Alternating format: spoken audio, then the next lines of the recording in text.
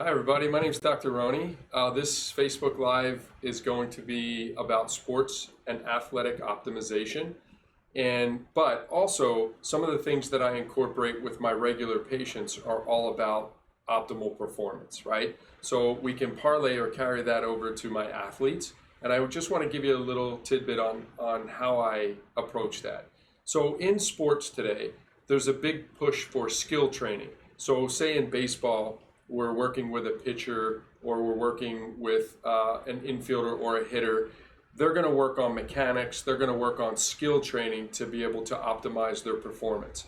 What we want to start working on is their internal environment. What's going on in their metabolic system? What's going on with their structure or their neurological or neurologic firing, if you will, their brain, and how they're reacting to different stimuli. The point I'll make is what we want to do is in this sports optimization program is really focus on the metabolic system or the internal environment and getting that right to be able to allow the athlete to have optimal energy, optimal performance, optimal recovery. Those are all the things that we want to focus on that really, quite frankly, not a lot of athletes are focusing on.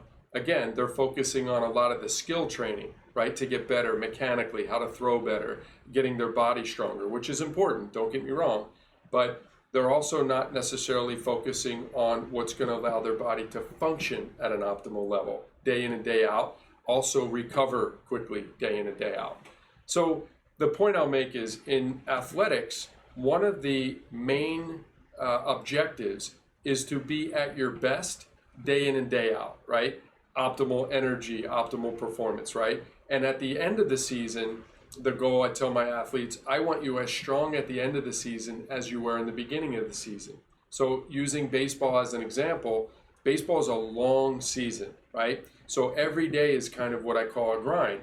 Well, what can we do to make sure that mid-season, end of the season, when it's most important, if it's playoff time, for example, that your body and the team's body individually, right, you're collectively the team, is performing way better than the other team. It's that extra advantage that I talk about, okay? So it's going to prevent injuries. It's going to have a multitude of different effects. So what I want to do is just kind of quickly introduce what that looks like. So in this sports optimization or athletic performance protocol, the number one thing I want to do is do lab testing that's very specific to their internal environment.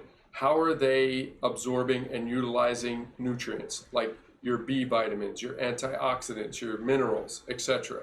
We also want to look at how the gut function is, how your digestive system is, and how you're able to absorb those nutrients and then assimilate them, which means using them at the cellular level.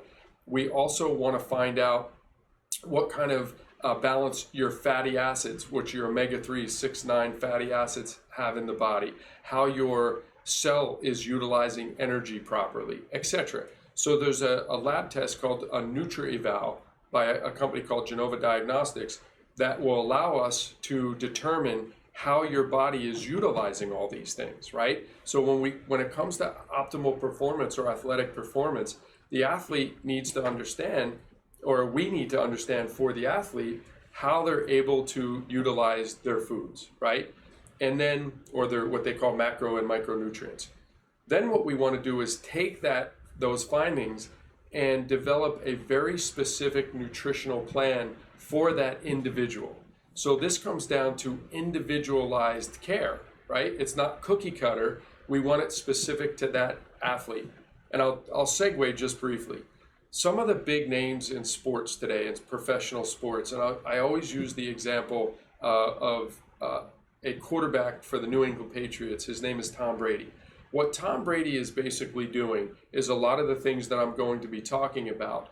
And basically at the core level, his cellular environment is very anti-inflammatory, right? He doesn't have a lot of inflammation in his body because of the way he's eating.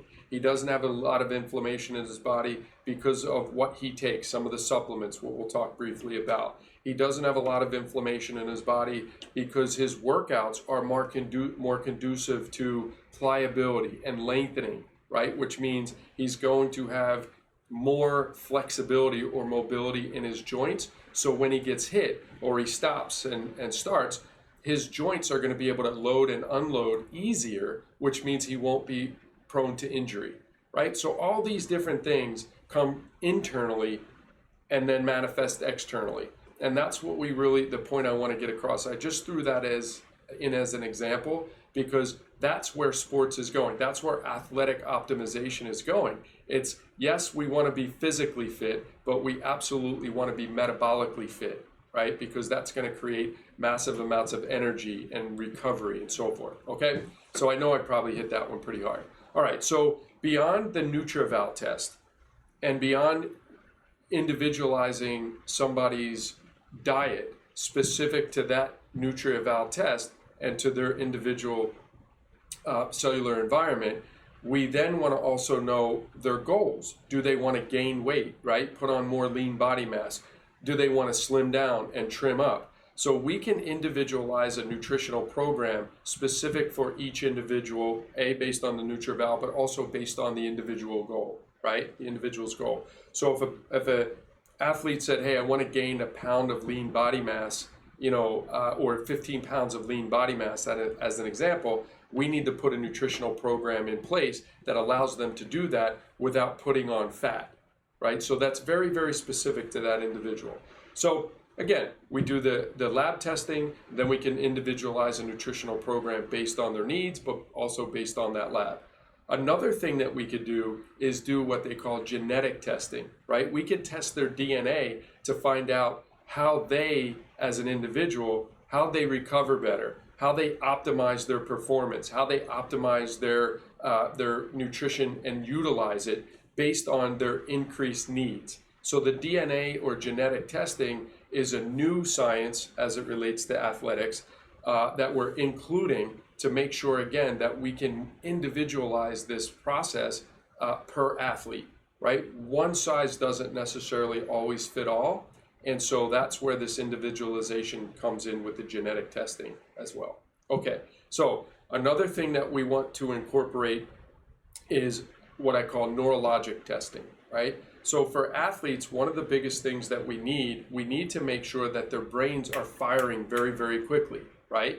So they have to have a good environment from the neck down in order to allow the brain to fire at its max level or max rate. Now, not to get too technical or get into this, but gut health plays a big part in brain function. So nowadays we see a lot of athletes that also have some issues with things like ADD or ADHD and maybe focus and such. Well, when they have something like that, that also could be caused by metabolic dysfunction. But with that, they can't always focus as well as they need to for athletic optimization, nor is the brain going to be able to react as quick. Now, I just used ADD as an example. That's just one. But the point I'll make is we want to make sure the cellular environment is conducive for optimal brain function, but we also then want to train the brain, right? So an athletic performance is dependent upon how quick you react to your environment around you, right? I use baseball as an example because that's where my strong background is. And I have reaction time from the time the pitcher releases the ball to the time it gets to my bat, right? Or to the catcher. And that's called reaction time. I can practice and train the brain on areas that you need to be very strong and firing very quickly to be able to increase reaction time.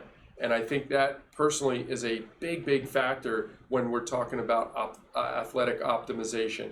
I use baseball as an example, but you can apply that to any sport, right? So that's another area of athletic optimization or sports athletic optimization that we want to incorporate in this program, okay?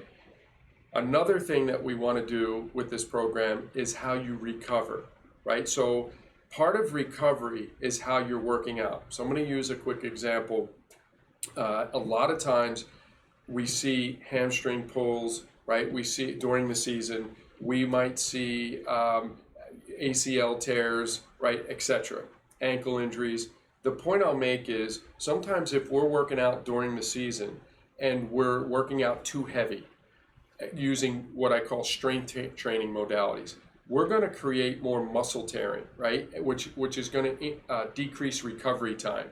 Which means, say I do a heavy workout and then I go back on the field and I have to start and stop and cut and twist and turn. Well, my muscles aren't going to be ready to fire properly because they're recovering, which means the joint isn't going to be protected as well. So I have a predisposition in that situation to create an injury. And that's what we want to avoid. So for example, there's off-season training and what that incorporates, and that's going to be more strength training, right? Now we're going to still incorporate power training and things like that, but the off-season's for building strength, right? In season, we want to create, again, I use the term pliability, which is lengthening of the tissues, right? We want to create pliability, flexibility, mobility. We also want to work on power training. The difference between strength training and power training is the speed through the range of motion. So for example, in season, if I do a squat, I'll go down with a 4 count. 1, 2, 3, 4. I hold it for 2 and I explode up. That's power, right? Whereas strength training is I put a bunch of weight on a squat rack, I go down slow, come up slow, right? That's not facilitating quick twitch fibers, right? It's not facilitating the brain or training the brain to be very quick. We want more power training during the season to train our brain to be quick, to be explosive in our joints, right? But also be pliable and lengthening. So our in-season workouts, I use a term called movement over maxes. We don't want to max out on weights during the season. We just want movement and power movements, right? In addition, we want to do a lot of multiplanar movements. So whatever sport the athlete is doing, we want to make sure that we recreate their movements in our training process, right? So again, if I just did squats, that's one plane up and down. I want to go side, on angles.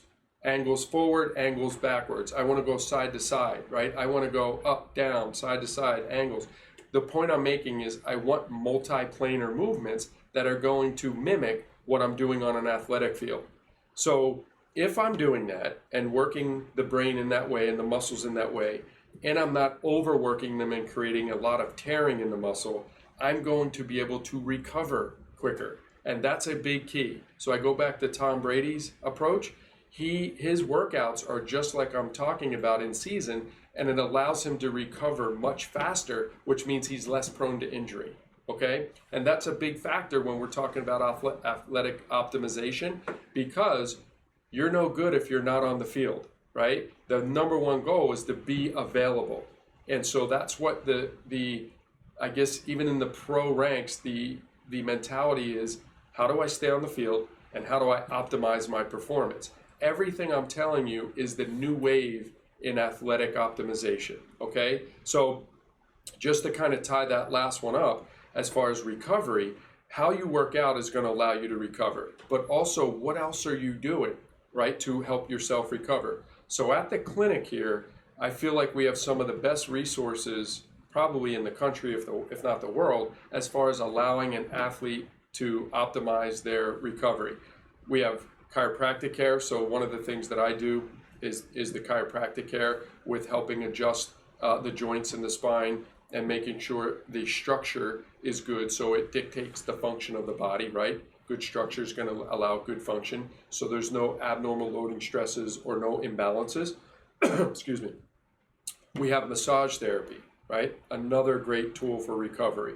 We have hyperbaric oxygen therapy, another great tool to increase oxygen in the body.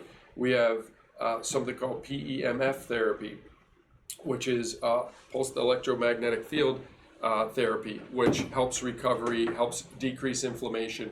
The beamer helps increase blood flow, and so forth. So there's probably another 10 modalities or so that the clinic has that can help an athlete optimize its recovery.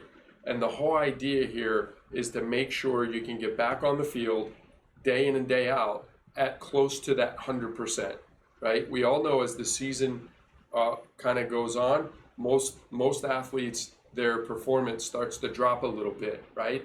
but the ones that are understanding the concepts that I'm putting forth and implement them somewhat day to day are going to be as strong on the last day as they are the first day, and they're going to be putting themselves in a position to where there's much less injury, and that's a big key as well. So again, from I should say one additional thing, from a performance standpoint, we're also developing that concept of the workouts for off-season and in-season and the difference between the two. And we're using a very researched and scientifically based formula to be able to take an athlete in the off-season and have a design plan for them, but also in-season to have a very specific design plan for them based on their sport and their individual needs through that sport. So that just gives you kind of a quicker synopsis of this athletic optimization program that we're putting together here, and we're going to roll that out very shortly, but we felt it would be a good idea to do a Facebook Live just to touch on that. And again, same idea, whether it's a patient that I have or an athlete that I have, the entire goal is optimal performance, which is going to lead to optimal function, right? And that's the entire goal, whether it's a patient or an athlete. This is just a little bit more specific to the individual athlete, okay? So if you have any questions, any comments, love to hear them. Love to hear what you think about that. I've done a lot of research over the last couple years as to how the best of the best are the best of the best. Yes, they have skill, right? Yes, they are born probably with talent, but I think what we're seeing more and more of is this internal environment, how to keep that internal environment super strong, how to train the right way so you're on the field consistently and you're optimizing your athletic performance. Okay, so thanks for your time. If you have any questions or concerns, definitely give me a holler.